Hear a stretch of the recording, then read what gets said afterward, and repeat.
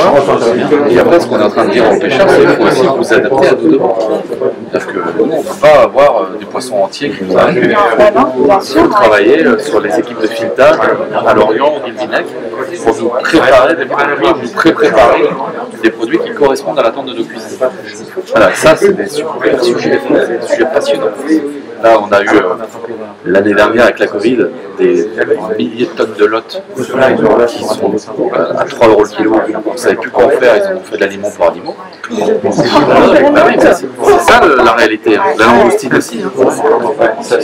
Il faut qu'on soit nous capables, les lycées, de dire on a 117 lycées, on fait la semaine lotte. Mais pour ça, il faut que vous ayez des bons systèmes d'information, parce que entre ce que je dis moi et ce que vous vivez sur le terrain. Voilà. Et donc quand le patron du Guilvinec me dit cette semaine on pourrait passer des choses plutôt que de les congeler ou de les transformer en soupe au mieux, en pet food au pire, et il faut qu'on soit capable de s'organiser. Et une fois que nous on sera organisé, on va aller voir les autres régions. J'en ai parlé avec l'Île-de-France par exemple.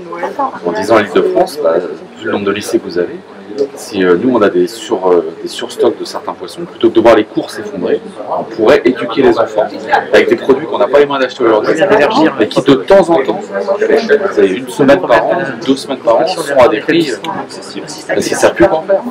C'est la joie de la pêche. Oui. C'est sûr, hein, c'est jamais ce qu'on va pêcher. Hein. Et puis d'éduquer les enfants sur le fait qu'effectivement, en Bretagne, du saumon, on n'en pêche pas, et on mange essentiellement du saumon. Et après, arrivé adulte, on mange essentiellement du cabillaud. Et en Bretagne, on pêche ni saumon ni cabillaud. Et aller faire manger l'aventure que vous avez décrite sur les légumes verts, je pense que c'est à peu près la même aventure sur les poissons de poisson. Donc c'est ces aventures-là qu'on va essayer de faire dans les années qui viennent. Ok, très bien. Voilà. Je vous entendais échanger tout à l'heure sur une initiative que vous vouliez initier avec la région Île-de-France, par exemple, sur la gestion de stock de certaines marchandises, les poissons par exemple. Nous sommes une région qui a la chance de participer à la souveraineté alimentaire. On nourrit beaucoup plus que nous sommes. Nous sommes 20 millions d'habitants.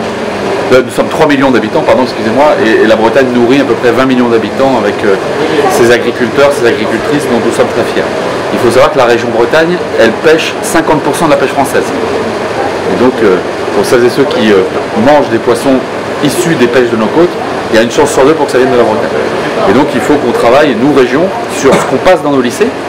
C'est un vrai sujet, faire en sorte que dans nos lycées, on mange les produits locaux le plus possible, et ça vaut pour la pêche comme pour l'agriculture, et puis qu'on travaille avec les autres régions de France pour faire savoir les produits que nous avons, et pour faire en sorte que, à la place de la volaille hors Union Européenne, on ait de la volaille française et pourquoi pas bretonne.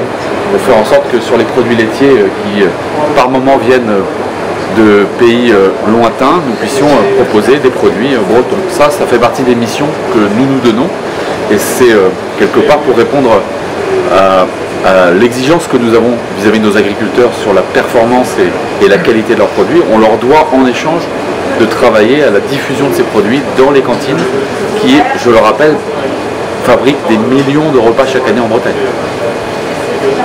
Et le dispositif que vous évoquiez tout à l'heure, faire une semaine lotte par exemple, je prends cet exemple-là, ça demande beaucoup de souplesse et d'organisation, et de réactivité. Ça demande de la réactivité. En fait, on n'est pas loin de lieux de pêche importants. Lorient, le Guilvinec, ce sont des sites emblématiques de la région Bretagne.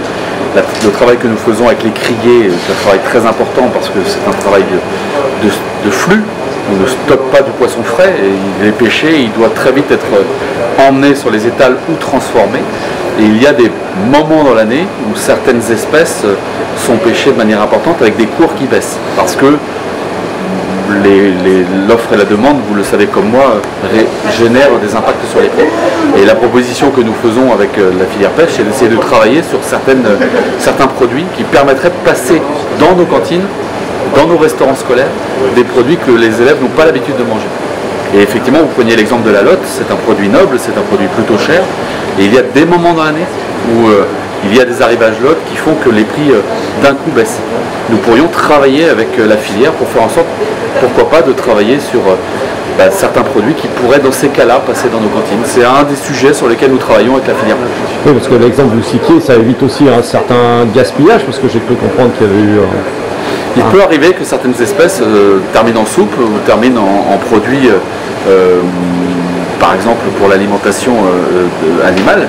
Et effectivement, plus on est capable de valoriser les produits et de les emmener aux consommateurs, plus tout le monde se porte mieux, y compris les pêcheurs.